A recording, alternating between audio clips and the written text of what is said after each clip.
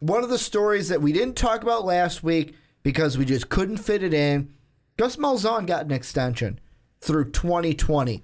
And I was looking around and I found an article on fansided.com that was basically 5 reasons Gus Malzahn doesn't make it past the 2016 season, which I was kind of confused because he just got a scholarship.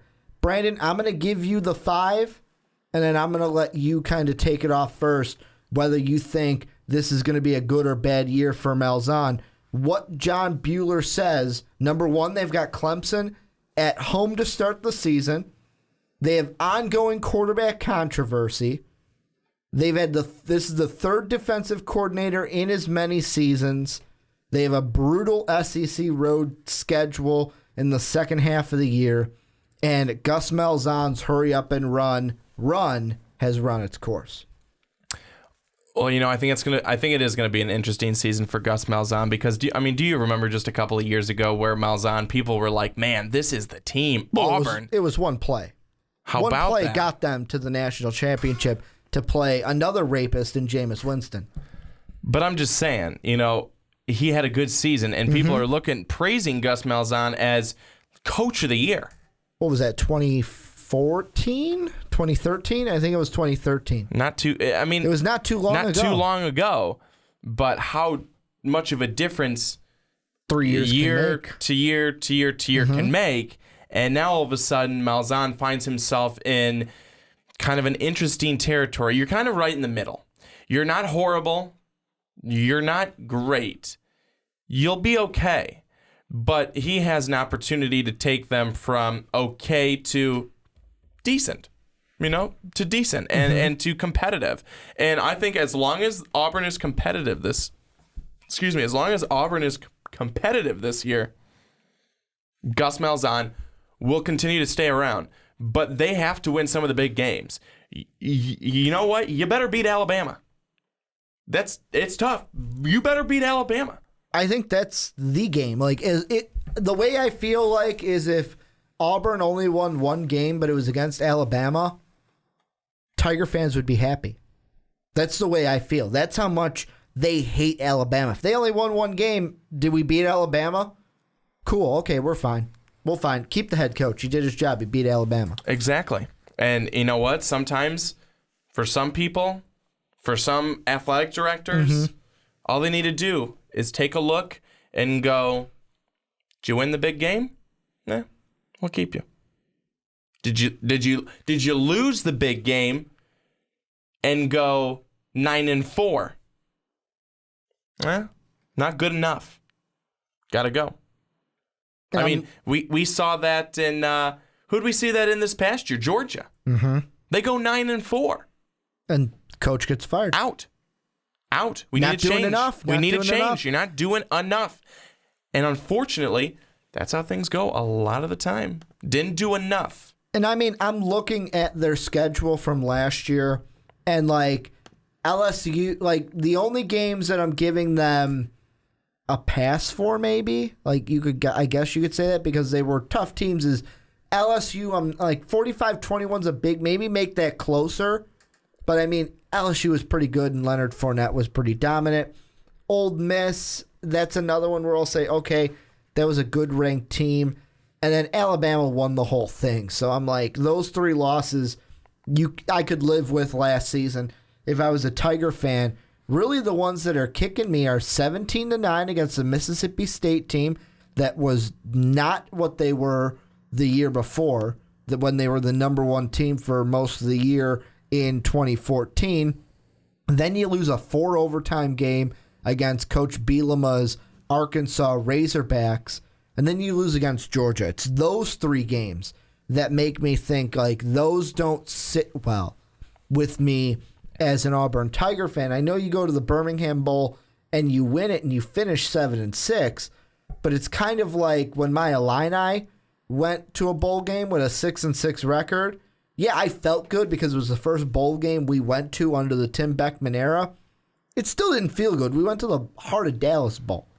basically it's a who gives a fuck bowl, as Brandon likes to say when we get to the bowl season. My favorite bowl is the just who gives a fuck. But I mean, we look back at 2014, they had 5 losses, but I'm going to say most of them were like number 3 Mississippi State. They were a good team that year.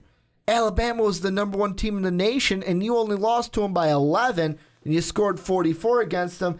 Yeah, Georgia blew you out, but they were good that season. And then you lost to Wisconsin. So 2014, they had good losses, I would say. Well, as good as a loss can be. And then in 2013, the only loss was against LSU, and then they go to the national championship and obviously lose to rapist Jameis Winston. And to me, this year has to be, you have to win double-digit games, I would say, to keep your job if you're Gus Malzahn. And that's going to be pretty tough. You start off with a really tough game against Clemson. You start off with a really tough game against Clemson on ESPN Saturday, September 3rd. 2 weeks later, you are playing Texas A&M on ESPN Saturday, September 17th. A&M, that's an interesting team. Kevin Sumlin, what's he going to be able to do this year? Another guy whose job is, we've talked about it, it's in flux. Mm-hmm. How's it going to work? Then LSU. And then October 22nd, October 29th, at home versus Arkansas, a team I really think people need to watch out for. And then on the road at Ole Miss, back-to-back tough games. Mm-hmm. And then November 12th, you're on the road at Georgia. You end on the road at Alabama. It's a really tough schedule. The schedulers were not nice to Auburn. I'll tell you, they were not nice to Auburn. Here's the way I see it. There's 3 tiers to this schedule for Auburn. The first tier is the lowest level tier. I'm going to do it. Actually, we'll call it tier 3. This is the Arkansas State, Texas A&M, Louisiana Monroe, Vanderbilt, and Alabama A&M. You're gonna put Texas A&M in there? Yes, I am. These are the 5 games that I look at this season and go, those should be 5 wins. Then tier 2. This is the middle tier where it's like, okay, you have to win all of these games, but I'm kind of iffy about it. This is the Mississippi State, the Arkansas, the Ole Miss, and the Georgia. 4 key games that if you could win those and the tier 3, you're at 9 wins, you're cool. And then there's the tier 1s, which is Alabama, LSU, Clemson. Probably going to be losses. Just throw them away because they don't fucking matter because you're going to lose those games. If you can win the tier 1 and the tier 2s, that's only 9 wins. So you have to win all of those 9, then win one of the tier 1s. They're not going to get to 10 wins. They're not going to do it. Yeah, Gus Malzahn may be on the outside looking in at the end of this season. It's so weird because they gave him an extension until 2020. Why would, and that's the thing where, because I see some of these articles where it's like, oh, he's not going to make it past 2016. That's another part of this. Why would you give a guy a contract, but then fire him, or an extension, but then fire him the season after you gave him the extension? But see, I'm not saying necessarily that they're going to fire him. I'm just saying that Auburn's in for an interesting season. I mean, if they are able to really put it together. Is it going to be where it's like, oh, the season's not good, he's definitely on the hot seat next season? Maybe, but I just don't know why you give him a contract. But here's the thing, though, is that teams, for the most part, I don't think they go in giving someone a contract extension thinking, we may put him on the hot seat soon. They go in giving him a contract extension because they know he's their guy. Mm-hmm. That's why you give someone a contract extension, right? Especially till 2020. We are in 2016. And from the SI article, this is a quote from Auburn AD Jay Jacobs. He said, he's a brilliant offensive mind. Took us to 2 national championships, 1 as a coordinator, 1 as a head coach. There's a bunch of schools in this league that would love to be in our position with a guy like him. So now that I see that quote and I actually read it, oh, you're giving him this extension based off of past experiences. But I do like Gus Malzahn. I do like him. I think a lot of other people. I think a lot of other people would like him as well. I think a lot of other people would like to be lucky enough to have him somewhere on the coaching staff. Not every team does. You know what I would say? If Gus Malzahn gets fired after this season, if Lovie Smith is not on the phone with him to bring him in to Illinois as an offensive coordinator, I don't know what our team is doing. Because that's what I would think. Like, if he gets fired after this season, teams like Illinois, teams that are like, Illinois is at the bottom of the Big Ten. Who am I kidding? I was trying to make a case where, they're not good, but they're in the mid. No, we're at the bottom. The teams that were like, we could use him as an offensive coordinator, kind of like Lane Kiffin. Lane Kiffin has found a home. Couldn't work out as a head coach. He has found a home, man. Failed in Tennessee, failed in Southern Cal, found a home in Tuscaloosa. Oh, failed in Oakland, too.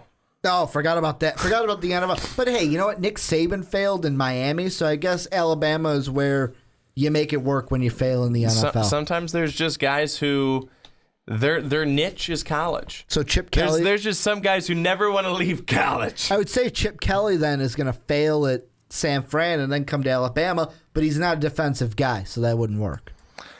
That'll be interesting to see what Chip Kelly does. Unless he's going to come back as a quarterback coach for Alabama.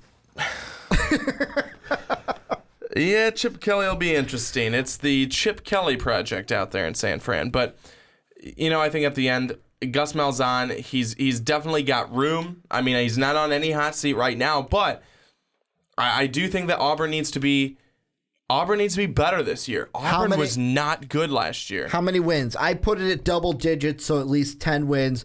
How many wins does old Gussie need to be like, okay, I have kept my job securely for the year? 9.